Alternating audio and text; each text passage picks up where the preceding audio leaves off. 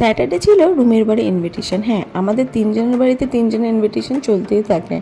তো রুমি আমাকে পিক করতে চলে এলো, বেরিয়ে পড়লাম ওর বাড়ির দিকে। গিয়ে দেখছি রাস্কি আমাকে দেখে কি এক্সাইটেড। তারপরে অন্যদিকে চলে এলো তিতলিও।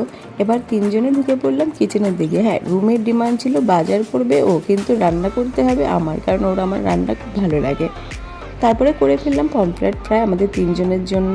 ওর উদয়পুরের ফিশ ফ্রাইটা খেতে খুব ইচ্ছে করছিল। তিতলিকে লাগিয়ে দিলাম কাজে স্যালাড কাটার। অন্যদিকে তাকিয়ে দেখলাম ওয়েদারটা খুব সুন্দর ছিল, খুব বৃষ্টি হচ্ছিল।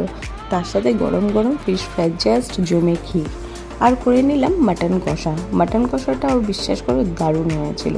রান্না বান্না কমপ্লিট করে গেলাম ছাদে একটু ওয়েদারে মজা নেওয়ার জন্য। নিচে নেমে তন্দুরি আর উইংস ফ্রাই খেয়ে তিনজনে একটু আড্ডা মারলাম। আর রাতে ডিনারে রুটি, কষা মাটন আর রাইস দিয়ে ডিনারটা সেরে ফেললাম। তো এইভাবেই কাটলো আমাদের স্যাটারডেটা।